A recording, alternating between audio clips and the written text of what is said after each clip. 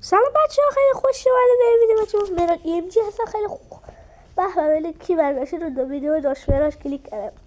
اگر در تو یه برنامه پیدا کردم که همه بازی های مختلف مثل پابجی، فری فایر، کال آف دیوتی موبایل و اساسین کردن کلی جوایز خفن میتونید از این برنامه بدون یک بنی بگیرید. همه خود 10 میلیون نفر با این برنامه رو نصب کرده. بچه فقط دیگه ویدیو رو جلو عقب ندارید. الان سریع نرید مثلا پلیگ حال پلی استار رو دیدیم و بریم سریع فقط بدونید فرصت بریم نه بچه من وقتی که ممکنه وقتی که لسبش کردم یه آموزش دیگه بدم اصلا شما نتونی برید. آره بچه از این قضیه هست. بچه خدا که حالا برید چی دو بچه فرستم بهتی همه دیده رو بچه این دانلود بشه. من تا ویدیو رو کات کنم تا این دانلود بچه مشکلی پیش اومد. من ویدیو رو کات میکنم دوباره بود مثلا وقتی که دانلود شد اینو میذارم. بچه حالا دانلود شد و من الان میخوام بهتون یاد بدم که چجوری بیارید. بچه شما وقتی وارد این بشید یعنی وارد این برنامه بشید الان میاد که مثلا اینجا حالا من انگلیسی بلد نیستم زیاد ولی خب اگه شما بلده مثلا اینو بزنید آگوئرو رو بزنید چون که خدا این برنامه رو نصب کردم و واقعا جوابه خدا وکیل جوابه. بچه من ویدیو رو کات کنم تا بیاد. بچه من حالا میاد شما روی کال آف دیوتی میزنید کلی بازی داره. لولم داره، پابجی داره، روبلاکس داره، براول استارز داره، کلچ همه چی. من چه کاری الان یک اکانت قبلا داشتم دارم آورد.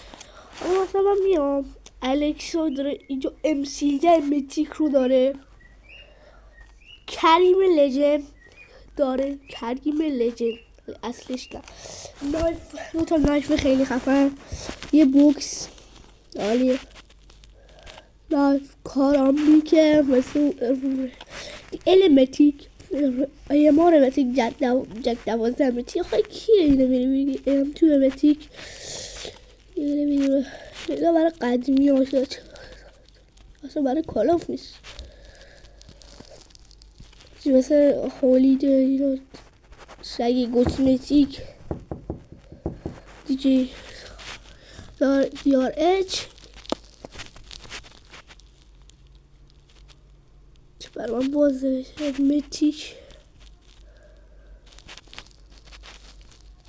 بچه حالا کلی گان دیگه داره. بچه من خیلی اصلا میخوام بردون کردم که خیلی داره یکی چلو ولی من دیل هالیدی باستی دیل هالیدی دیل هالیدی داره همه گالای دیگه از دارم تو دلتون بخواد سایره نمیتیک بله اصل لامه اصل این اسکین کلی دیگه اسکین داره دیگه.